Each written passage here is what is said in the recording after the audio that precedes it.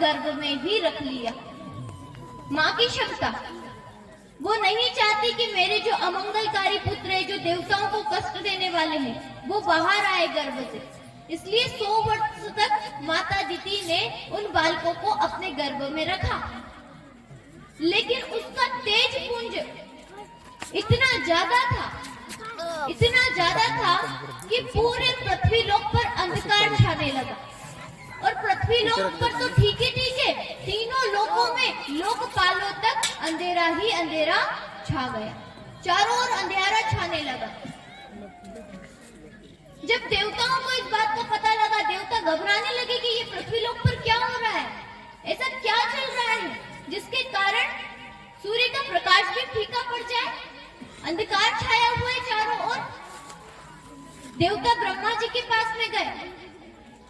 ब्रह्मा जी ने कहा, मैं तो सृष्टि की रचना करता हूँ, लेकिन जो आदि कारण है उनके पास चलते हैं। वे सब मिलकर के नारायण भगवान के पास गए और नारायण भगवान के पास जाकर प्रार्थना की, हे भगवान, इस पूरी सृष्टि में ये अंधकार किस कारण से छाया हुआ है? ये अंधकार क्यों छाया? तब भगवान नारायण कहते हैं, एतो पार्षदो मह्यं जय विजय एव च। ये जो मेरे पार्षद है, ये मेरे पार्षद है, जिनके कारण से इस पृथ्वी लोक पर अंधकार छाया हुआ है। क्योंकि ये मेरे पार्षद ही पृथ्वी पर गए हुए हैं और माता दिति के गर्भ से प्रकट होने वाले हैं, तो इनका तेज, इनका प्रकाश इतना ज्यादा है कि सूर्य का प्रकाश भी उनके सामने फीका पड़ जाए। आप देखो, भगवान के पार्षद है और भगवान के पार्षद का भी तेज इतना है कि सूर्य का जो प्रकाश है वो फीका पड़ रहा है, केवल भगवान के पार्षद का। तो आप सोचो भगवान का प्रकाश कितना होगा, भगवान का तेज कितना होगा। इतने तेज के साथ में दोनों पार्षद, उन्होंने कहा, भगवान अगर आपके पार्षद है तो आपके द्वार पर होने चाहिए थे, पृथ्वी लोक पर क्या कर रहे हैं? आपने उनको पृथ्वी लोक पर क्यों भेज दिया? पृथ्वी लोक की व्यवस्था बिगड़ गई। अगर अंधेरा हो जाए, अगर रात ही बनी रहे तो कैसे काम चलेगा? दिन भी तो होना जरूरी है।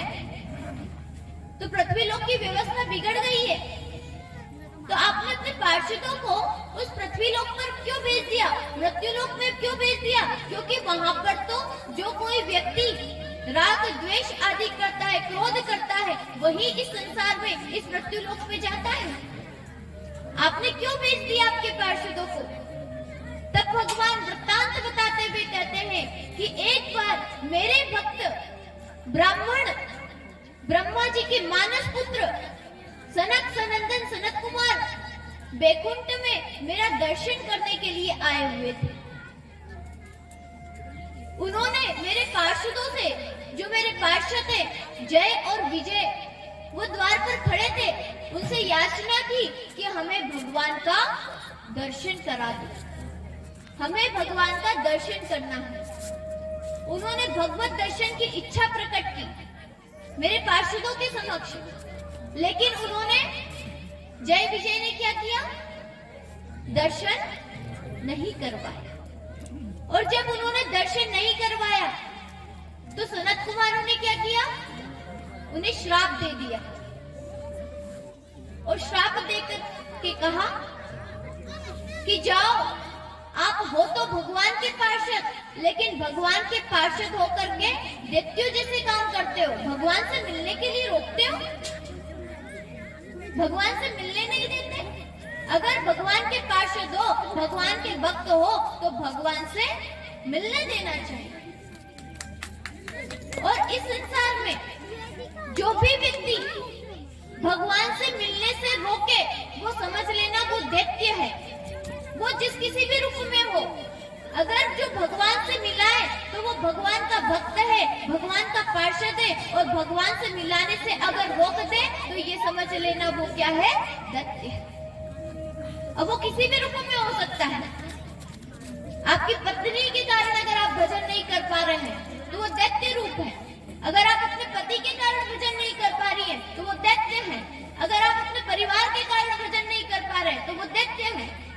लेकिन उनसे बड़ा दैत्य तो हमारा मन बैठा है।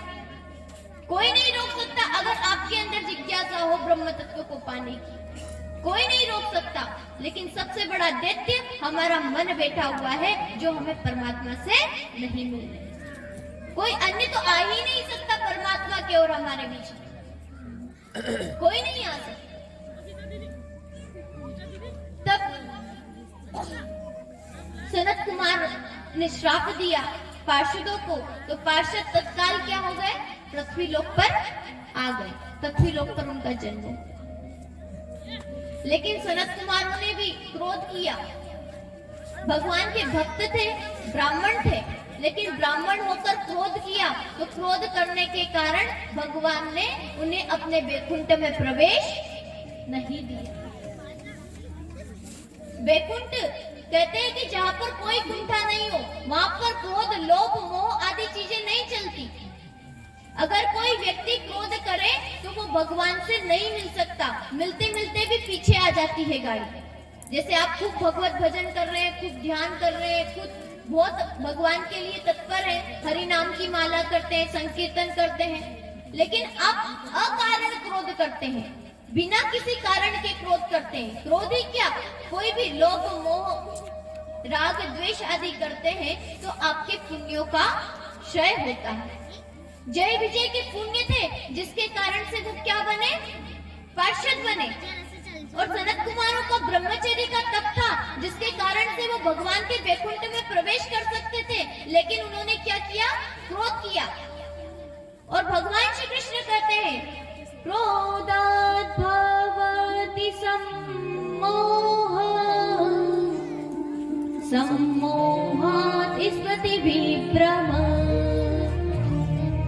स्मृतिभ्रंशात् बुद्धिनाशो, बुद्धिनाशात् प्रणश्यति।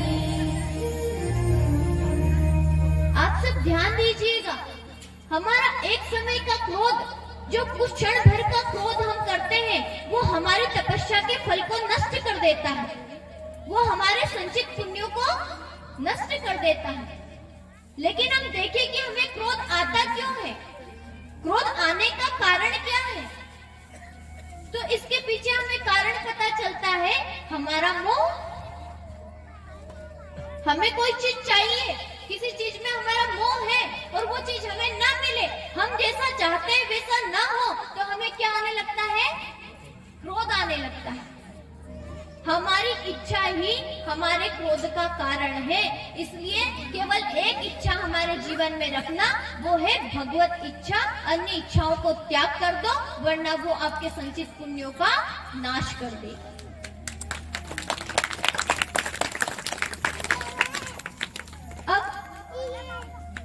वो जब इस संसार में आए, हिरण्यकश्यप और हिरण्यकशिपु, माता दिति के गर्भ में 2 बालक हैं।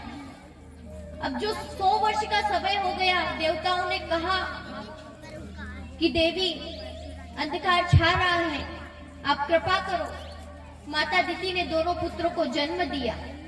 अब ये पुत्र देखते ही देखते, जैसे ही हिरण्यकश्यप और हिरण्यकशिपु का जन्म हुआ, वो दोनों ही पुत्र जैसे ही इस संसार में आने को उद्यत हुए, तेज तेज तूफानी हवाएं चलना शुरू हो गई। इतनी तेज तेज हवाएं चल रही है, वृक्ष उखड़ उखड़ कर गिर रहे हैं, वृक्ष गिर रहे हैं। जितने भी बुरी चीजों की जो साइन होते हैं, जो सिंबल होते हैं, वो होने लगे। कुत्ते ऊपर गर्दन कर करके भौंकने लगे, रोने लगे, उल्लू के चिल्लाने की आवाज आ रही है, और साथ ही साथ गायों की थनों से दूध की जगह रक्त की धारा बहने लगी। आकाश मार्ग से बारिश, पानी की जगह, जल की जगह मल का विसर्जन होने लगा। इतनी गंदी स्थिति हो गई। ऐसी स्थिति, भयानक स्थिति इस पृथ्वी लोक की हो गई। चारों ओर अंधियारा छा रहा है। ऐसी विचित्र स्थिति जब चारों ओर फैली, पृथ्वी माता को भी बड़ा कष्ट हुआ। देवता भी कष्ट में आ गए, सब चिंतित हो गए। और हिरण्यकश्यप और हिरण्यकश्यप ने, हिरण्याक्ष ने, दोनों ने जन्म लेते ही विकराल रूप धारण कर लिया। और इतना विकराल रूप धारण किया कि उनका जो मुकुट था वो कहा स्वर्ग लोक को की सीमा को छू रहा था। ऐसा विकराल रूप धारण करके दोनों अपनी शक्ति का परिचय देते हुए यथावथा यहाँ वहां अपना अत्याचार फैलाने लगे। और अत्याचार को फैलाते हुए पूरे पृथ्वी लोक पर अपना साम्राज्य स्थापित कर लिया। और केवल पृथ्वी लोक पर नहीं, तीनों लोकों में अपना साम्राज्य स्थापित कर लिया। राक्षसों की भांति घूमते हैं, जितने भी अनर्थ कृत्य हैं सारे के सारे कृत्य वो करते हैं और अपने आप को सबसे अधिक बलशाली मानते हैं। इंद्र के पास में गए, इंद्र को डरा करके स्वर्गलोक छीन लिया। सारे देवता भाग गए, सबने अपना अपना स्थान, अपना अपना सिंहासन छोड़ करके पृथ्वी पर यहाँ वहां भटकने लगे। कोई स्थान नहीं मिला। हिरण्याक्ष और हिरण्यकश्यपु इसके पश्चात गए पाताल लोक, वरुण देवता के पास। अब ये क्योंकि सबसे अधिक शक्तिशाली थे, भगवान के पार्षद हैं, इसलिए इनके पास में शक्ति खूब थी। तो शक्ति के अभिमान में ये चारों दिशाओं में घूम रहे हैं, सब दूर जा रहे हैं और अपनी शक्ति का परिचय दे रहे हैं, सबको अपनी शक्ति दिखा रहे हैं। जब इंद्र देवता के पास में भी होकर आ गए, तब वो कहाँ गए? युद्ध करने के लिए वरुण देवता के पास गए, पाताल लोक में। वरुण देवता का लोक अलग है। वरुण देवता के पास में जब गए तो वरुण देवता जानते थे कि मैं इन दोनों से युद्ध नहीं कर सकता, इसलिए वरुण देवता ने अपनी बुद्धि का परिचय दिया और कहा कि अगर आपको युद्ध करना है, अगर आपको अपनी खुजली मिटानी है तो कहाँ जाओ? नारायण भगवान के पास जाओ। नारायण भगवान आपकी ऐसी खुजली मिटाएंगे कि फिर वापस युद्ध करने की तुम्हारी इच्छा नहीं चलेगी। क्योंकि चारों ओर वो कहते फिरते हैं, कोई आए हमारे सामने, कोई हमारे सामने आकर के युद्ध करे, और अट्टहास करते हैं। और देवता उनसे ऐसे छिपते हैं जैसे गरुड़ से सर्प छिपता है। देवता छिपते हैं उनके मारे और वो अट्टहास करते हुए सीधे कहते हैं कि हमसे युद्ध करो, हमसे युद्ध करो। तो वरुण देवता ने कह दिया कि हम सब में तो आप तो सबसे बलशाली है भगवान, आप तो बहुत बलशाली हैं, हम आपसे युद्ध नहीं कर सकते। अगर आपको युद्ध करना है तो आप नारायण भगवान के पास जाओ। तो दोनों पूछते हैं, हिरण्याक्ष पूछते हैं और हिरण्यकश्यप पूछते हैं, ये नारायण भगवान कहाँ मिलेंगे? नारायण कहाँ मिलते हैं? उन्होंने कहा अगर नारायण का पता लगाना है, भगवान का पता लगाना है तो संत नारद के पास जाओ। अगर भगवान का पता चाहिए तो किसके पास में जाना पड़ेगा? संत के पास जाना पड़ेगा। नारद जी के पास जाओ। हिरण्याक्ष नारद जी के पास पहुंचा। नारद जी ने बताया, इधर देवताओं ने जब परेशान होकर के, देवता परेशान हो चुके थे कि कहाँ जाए, क्या करे, कोई स्थान नहीं मिल रहा है, पृथ्वी लोक पर अत्याचार ही अत्याचार है। तब भगवान से प्रार्थना करने लगी और भगवान से प्रार्थना की। ब्रह्मा जी के पास गए और ब्रह्मा जी के पास में जाकर के कहने लगे कि हमारे कष्ट की निवृत्ति कीजिए। उन्होंने कहा कष्ट की निवृत्ति केवल एक कर सकते हैं, वो है भगवान श्री हरि। तो सबके सब मिलकर के भगवान श्री हरि के पास गए और श्री हरि के पास में जाकर के प्रार्थना करने लगे, उनकी विनती की, हे भगवान, आइए हम सब भी मिलकर के भगवान श्री हरि की प्रार्थना करें। जब जब भी धरती पर कष्ट आया है तो गौ माता का रूप बना करके धरती माता जाती है। और आज गोपाष्टमी है, हम सब भी प्रार्थना करें क्योंकि आपका भाव पूरे विराट में पहुंचेगा और गौ माता के लिए जो कानून बन रहे हैं वो और भी सख्ती के साथ चले और गौ माता की रक्षा हो, इसी भावना के साथ। कहीं ना कहीं तो करो इलाज है। गो माता हम प्रण करें कि रक्षा तेरी हो,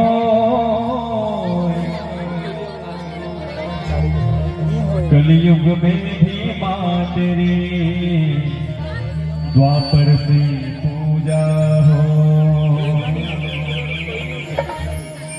इस पापी युग में गो माता का कोई नहीं रखवाला, हे गोविंदा गोपाला, हे गोविंदा गोपाला, हे गोविंदा गोपाला, हे गोविंदा गोपाला। इस पापी युग में गो माता का कोई नहीं रखवाला, हे गोविंदा गोपाला, हे गोविंदा गोपाला, हे गोविंदा गोपाला, हे गोविंदा गोपाला। अब बंदी छोड़ो राग भी छोड़ो, हाथ में चक्र उठाओ, हाथ में चक्र उठाओ, वरना न रहेगा मंजुल तुमको कोई न भजनेगा। अभिनंदन हमें तुम्हारा, अभिनंदन तुम।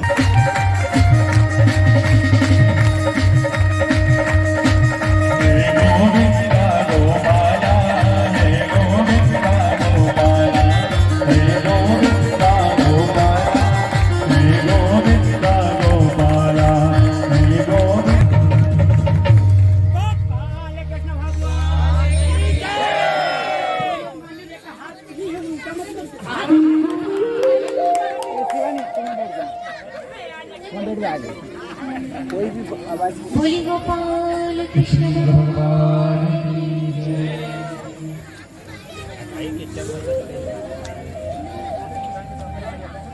बड़ी सुंदर बात कही गई कि जब भी इस संसार में कष्ट आता है तब वो माता का रूप रखकर ही पृथ्वी माता भगवान के पास जाती है और हम जीवों के कष्ट की निवृत्ति होती है। जो माँ हमारे कष्ट की निवृत्ति के लिए भगवान के पास जाकर के प्रार्थना करती है, वो माँ आज कष्ट में है। और हम सब जो गौ माता की जय भी बोलते हैं और गौ को माता भी कहते हैं, लेकिन गौ माता के कष्ट को देख भी रहे हैं लेकिन कुछ कर नहीं रहे हैं, कुछ करते नहीं हैं।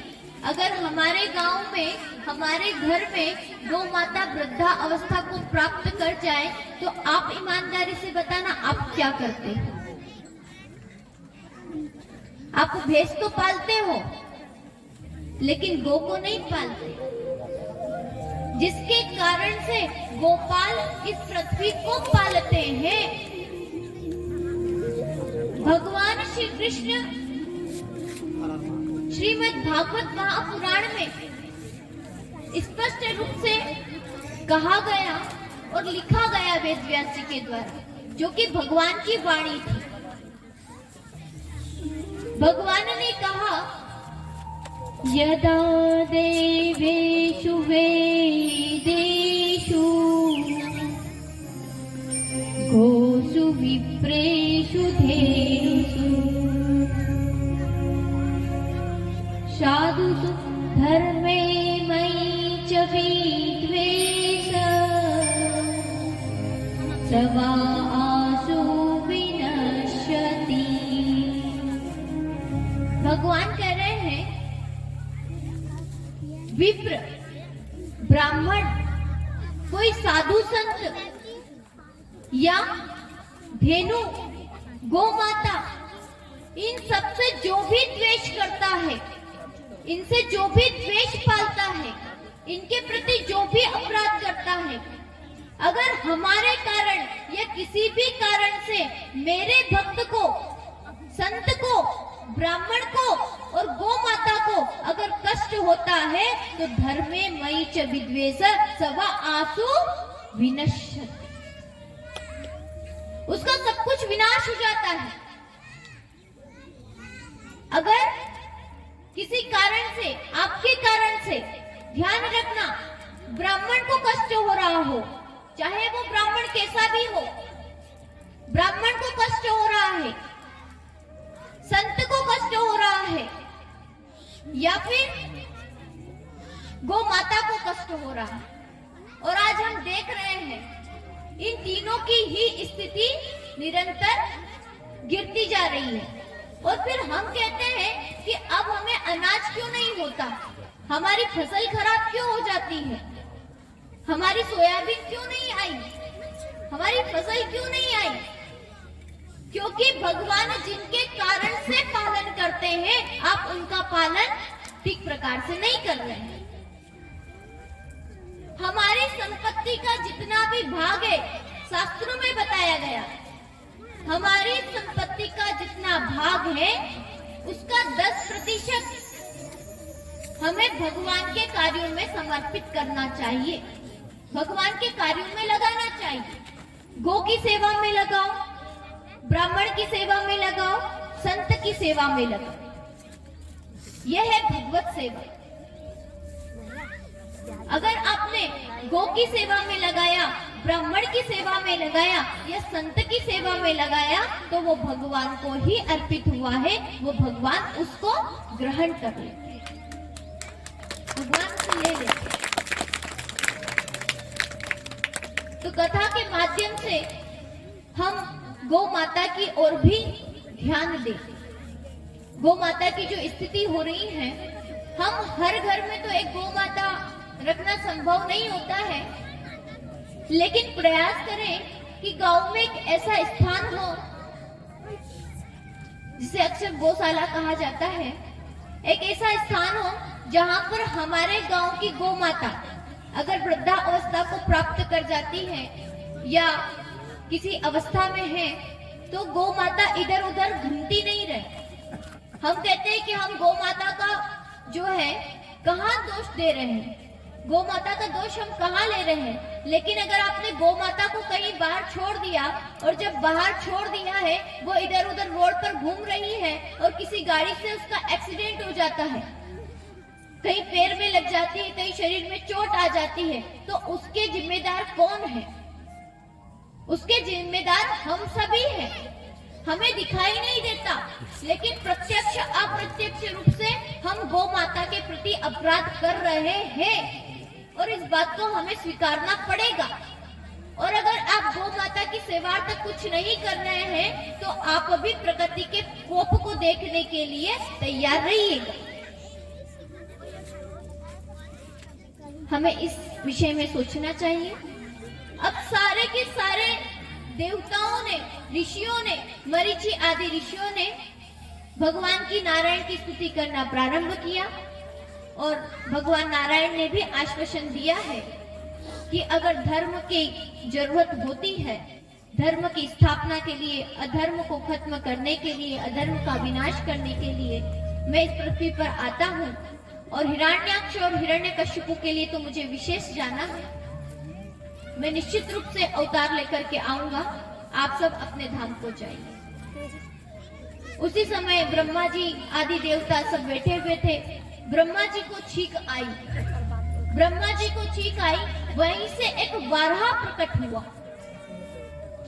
वाराह प्रकट हुआ, और वो वाराह ने देखते देखते ही विकराल रूप धारण कर लिया, बड़ा रूप धारण कर लिया। और उनका रूप कैसा था? जो तीनों लोकों में फैल गया, और देखने में अति सुंदर दिखाई दे रहे वाराह भगवान। बोलिए वाराह भगवान की जय। आज तक हमने केवल भगवान श्री कृष्ण के स्वरूप को देखा है, भगवान श्री राम के स्वरूप को देखा है, लेकिन आज वाराह भगवान का दर्शन कीजिए और देखिए कि वाराह भगवान वराह को बोलते हैं सुकर। सुकर माने आप सब जानते हैं। तो भगवान ने वराह का रूप धारण किया, और किसके लिए किया? हम पृथ्वीवासियों के लिए किया। हम सब कष्ट में, भगवान के गो कष्ट में, भगवान के ब्राह्मण कष्ट में, भगवान के साधु संत कष्ट में है, इसलिए भगवान ने वराह का रूप भी धारण कर लिया। आप आपको आपका पूरा परिवार कष्ट में है, आपके परिवार के सारे व्यक्तियों को बुला लो और उनसे कहो कि इनको एक ऐसी बीमारी हुई, उसके लिए कुछ देर के लिए आपको वराह के वस्त्र धारण करने पड़ेंगे, वराह का रूप धारण करना पड़ेगा। आपके परिवार का कौन व्यक्ति धारण करेगा? कौन अपने आप को वराह कहलाने के लिए तैयार हो जाएगा? कोई हो सकता है भला? लेकिन भगवान की कृपा देखिए, भगवान की दया देखिए। हिरण्याक्ष ने पृथ्वी को ले जाकर के रसातल में रख दिया। वहां से वापस पृथ्वी को लाने का एक ही तरीका है, वराह रूप धारण करना, दूसरा कोई तरीका नहीं है। इसलिए भगवान ने वराह रूप धारण कर लिया।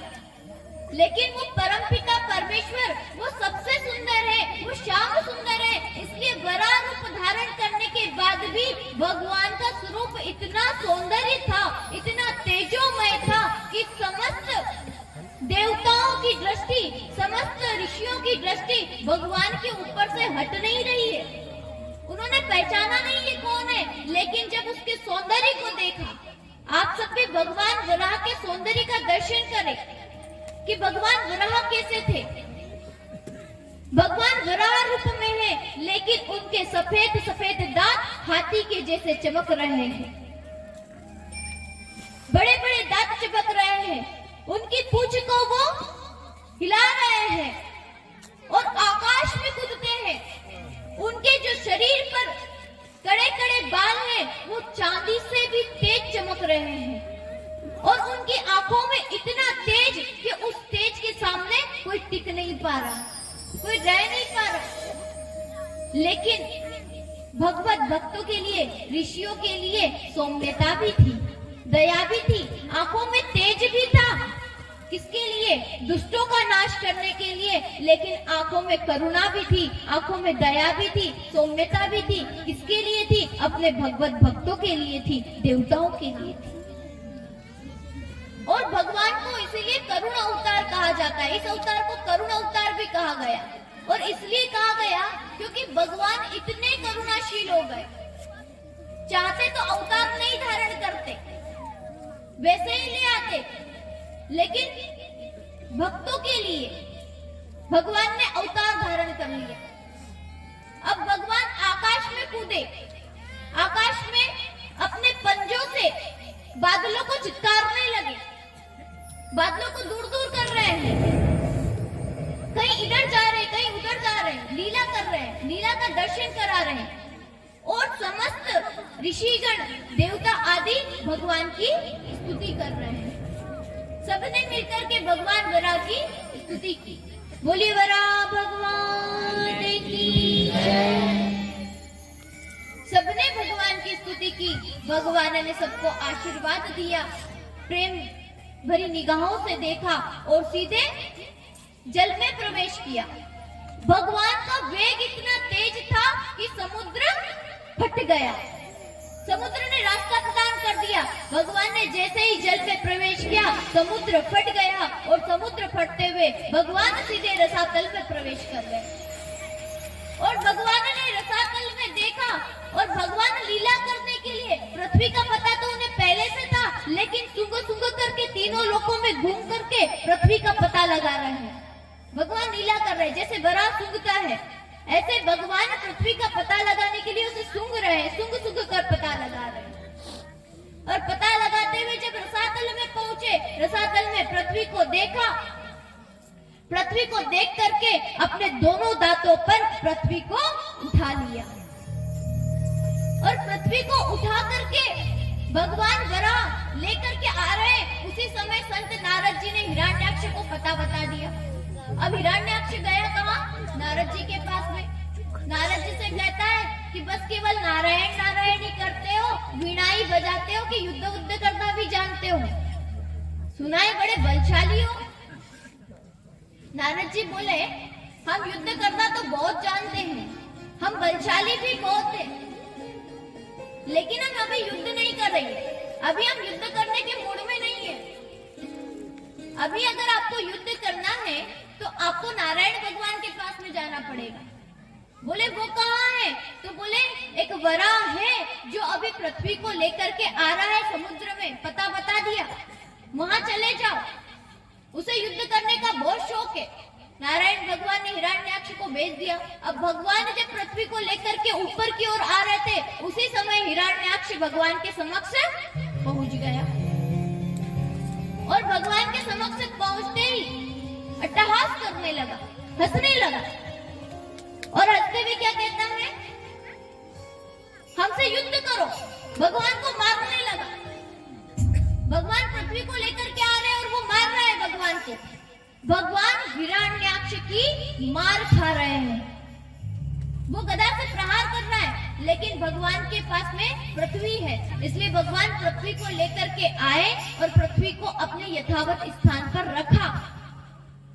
फिर भगवान ने अपनी गदा उठाई और हिरण्याक्ष पर प्रहार किया और हिरण्याक्ष पर प्रहार किया और जैसे ही एक प्रहार किया, हिरण्याक्ष के प्राण हिरण्याक्ष का उद्धार कर दिया। हिरण्याक्ष का जो रक्त था वो भगवान के माथे पर लग गया। भगवान का माथा सन गया, लेकिन भगवान फिर भी सुशोभित हो रहे हैं। भगवान ऐसे सुशोभित हो रहे हैं मानो कोई गजराज लाल रंग की मिट्टी में अपना सर मड़कर आया हो। भगवान ऐसे सुशोभित हो रहे। सभी देवताओं ने भगवान की फिर से स्तुति की, क्योंकि अब तक उन्हें लग रहा था कि कोई अवतार है, कोई पुरुष है, कोई वराह है, न जाने कौन है। अब तक समझ नहीं पा रहे थे, केवल इसलिए स्तुति की थी कि ये अपना काम करेगा। लेकिन अब समझ गए कि ये साक्षात नारायण के अलावा कोई और नहीं हो सकता, इसलिए भगवान की स्तुति की। तो भगवान का दूसरा अवतार हुआ वराह अवतार। आगे भगवान के अवतारों के क्रम में तीसरा अवतार होता है नारद जी का अवतार। नारद जी के पूर्व जन्म की कथा यहाँ पर आती है। नारद जी पूर्व जन्म में दासी के पुत्र थे। एक दासी के पुत्र थे, लेकिन ऐसा क्या हुआ कि संत नारद बन गए, भगवान के ही रूप हो गए। ऐसी क्या कृपा हुई? ये 7वें मनवंतर से पूर्व की बात है। तो यहाँ पर जो नारद जी है 6ठे मनवंतर में, उस समय नारद जी एक दासी के पुत्र थे। और जब दासी के पुत्र थे तो वो दासी किसकी थी? वेदवादी ब्राह्मणों की। उनके गांव में एक बार कुछ ब्राह्मण आए संकीर्तन करते हुए, भगवान नाम का संकीर्तन करते हुए ब्राह्मण आए। उनकी जो माता थी वो ब्राह्मणों की सेवा करने लगी निष्काम प्रेम भाव से, क्योंकि उनके पति नहीं थे, उनके भोजन का ठिकाना नहीं था। उन्होंने कहा भोजन की व्यवस्था कहां से होगी? उन्होंने ब्राह्मणों के यहाँ जाकर रहने लगी। गृहस्थ ब्राह्मण थे, उनकी पत्नियों के साथ में रहने लगी। जो भी सेवा होती वो कर देती थी और कहती थी 2 समय का जो भोजन है वो हमें आप प्रदान करना। बताया जाता है कि संत सेवा का प्रसाद फल मिला, जिसके फलस्वरूप उनकी जो बुद्धि थी, नारद जी दासी के पुत्र थे, नारद जी की बुद्धि जो है शुद्ध हो गई। और नारद जी का नाम था पूर्व जन्म में रामदास। रामदास के रूप में रहते थे। संत उन्हें बच्चा रामदास कहते थे। अब बच्चा रामदास जो है, जो संत कह देते वो करते थे, जो संत कह देते, और जो संतों की बची हुई झूठन थी उसी का प्रसाद पा लेते थे। और संत सेवा का फल ये हुआ कि उनका जो चित्त है, उनका जो मन है वो शुद्ध हो गया। अब नारद जी का मन शुद्ध हो गया। अब जब मन शुद्ध हो गया तो वो संसार में नहीं लगता, फिर मन कहाँ लगता है? केवल और केवल भगवान में ही लगता है। रहते संसार में, लेकिन मन भगवान में लग रहा है। हम खूब प्रयास करते हैं कि हमारा मन जो है वो भगवान में लगे, लेकिन अनंत प्रयासों के बाद भी नहीं लगता। लेकिन अगर संत की कृपा हो जाए, संत का सानिध्य मिल जाए, तो वो स्वतः ही संसार की ओर से आकृष्ट न होकर भगवान की ओर आकृष्ट होता है। अब नारद जी को वैराग्य होने लगा और वो वैरागी हो गए। अब वो कहते हैं, संत जब उनके गांव से जाने लगे, अयोध्या से वो वृंदावन की ओर जा रहे हो। तो वो जब संत वापस अपने धाम की ओर जाने लगे तो उन्होंने कहा, नारद जी कहने लगे कि मेरा भी अब घर में मन नहीं लगता, मैं भी आपके साथ चलूंगा। मेरा भी इस घर में मन नहीं लगता, मैं अपनी माता के साथ नहीं रहूंगा, मैं संतों आपके साथ जाऊंगा और भगवान नाम का संकीर्तन करूंगा।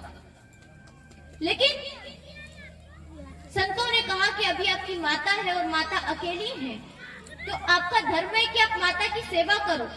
जब आपकी माता नहीं रहे तब कह दिया, आ जाना उत्तराखंड की ओर। आपकी हमारे ऊपर हमारी जो कृपा है आपके ऊपर सदैव बनी रहेगी। बच्चा रामदास, आपके ऊपर हमारी कृपा सदैव बनी रहेगी, ऐसा आश्वासन दिया संत ने।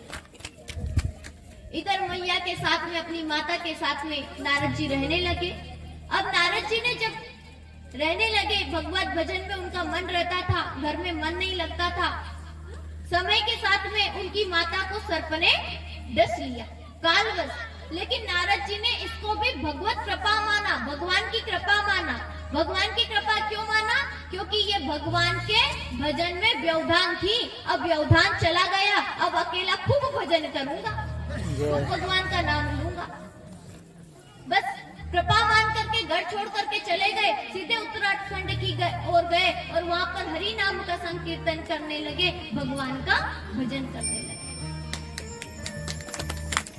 भगवान नाम का संकीर्तन किया, भगवान का भजन किया, सब करते रहे और भगवान श्रीमन नारायण की झांकी उनके हृदय में प्रकट हो गई। अब जब भगवान श्रीमन नारायण की झांकी प्रकट हो गई तो उन्होंने आंखें खोली और देखा, तो आंखें खोलकर देखा तो कुछ नहीं दिखाई दिया। अब रुदन करने लगे कि भगवान आप आए थे, आपने वो जो आनंद था वो कहाँ चले गया, वो कहाँ चले गया, जो आनंद, वो रस जो मुझे मिल रहा था वो कहाँ गया। हे भगवान, आपने जो रस दिया था वो कहाँ गया। नारद जी रुदन करने लगे, भगवान आप आए थे, आप कहाँ चले गए। तब आकाशवाणी हुई, हे संत नारद, हे रामदास, अभी आपकी तपस्या शेष है, अभी जो आपका जीवन है, पूरा जीवन आप भगवान नाम संकीर्तन करो। जिस झांकी को मैंने दिया था उस झांकी का ही दर्शन करो, उसी का ध्यान करो। जब ये सृष्टि का प्रलय होगा उसके बाद में मैं तुम्हें अपना ही रूप प्रदान करूंगा, अपने ही अवतार के रूप में तुम्हें इस सृष्टि में विख्यात करूंगा। तो संत की कृपा का प्रसाद ये हुआ कि जब मनवंतर खत्म हुआ, छठा मनवंतर, सप्तम मनवंतर प्रारंभ हुआ, तब ब्रह्मा जी के 10वें पुत्र के रूप में संत नारद का प्राकट्य हुआ और यही भगवान के तीसरे अवतार। इसके बाद में स्वयंभू मनु और शत्रुपा के वंश का वर्णन किया गया है। वो इसलिए किया गया क्योंकि इनके वंश में सभी के सभी भगवत भक्त हुए। स्वयंभू मनु और शत्रुपा के 5 पुत्र पौत्रादि थे, 5 पुत्र और पुत्रियां थी, जिसमें से 3 पुत्रियां थी, आकृति, देवहूति और प्रसूति, और 2 पुत्र थे, प्रियव्रत और उत्तानपाद। आकृति का विवाह हुआ रुचि प्रजापति के साथ, जिनके यहाँ यज्ञ भगवान का प्राकट्य हुआ था। बोलिए यज्ञ भगवान की। इसके पश्चात जो दक्ष प्रजापति थी, देवहूति और प्रसूति का विवाह दक्ष प्रजापति के साथ हुआ। उनके यहाँ सती माता का प्रादुर्भाव हुआ था, सती माता का जन्म हुआ था, जिनका विवाह भगवान शिव शंकर के साथ में हुआ था। अगला क्रम आता है माता देवहूति। देवहूति की कथा श्रीमद् भागवत महापुराण में विस्तार से आती है। माता देवहूति और कर्दम ऋषि। अब कर्दम ऋषि जो थे, उन्होंने कई हजार वर्षों तक तपस्या करी, जो ब्रह्मा जी की छाया से उत्पन्न हुए थे। उन्होंने कई हजार वर्षों तक तपस्या करी, लेकिन तपस्या करते करते अंत समय में जिज्ञासा हुई कि विवाह कर लिया जाए। तपस्या करते करते हजारों वर्ष हो गए, लेकिन अंत में क्या जिज्ञासा हुई कि विवाह कर लिया जाए। विवाह की इच्छा जगी। इसलिए कहते हैं कि हम कितना भी तप कर ले, मन का कोई ठिकाना नहीं है, मन कब कहाँ चले जाए। इसलिए भगवान से प्रेम करना, क्योंकि प्रेम एक ऐसा तरीका है, क्योंकि मन हमेशा किस में जाता है, प्रेमी में जाता है, जिससे हम प्रेम करते हैं। वहां पर जो कर्दम ऋषि हैं, उनके मन में विवाह की इच्छा जागृत हुई। अब विवाह इच्छा के लिए भगवान की तपस्या कर रहे हैं। अब भगवान की तपस्या की, अब भगवान प्रकट हो गए। नारायण भगवान ने कहा क्या चाहते हो। अब भगवान से कैसे कहे कि हम विवाह करना चाहते हैं, भगवान से ये कहे कि हमें विवाह करना है, कह नहीं पा रहे, तो क्या करें। इसलिए उन्होंने, लेकिन भगवान कहने लगे मांगो क्या चाहिए, मुझे बुलाया, तपस्या करी तो कुछ तो मांगो। बोले नहीं नहीं भगवान, हमें कुछ नहीं चाहिए। भगवान से कह रहे, अब ऊपर से कह रहे, अंदर तो इच्छा थी, कह नहीं पा रहे। अब भगवान का दर्शन कर लिया, फिर इच्छा दूसरी शेष भी क्या रह सकती है।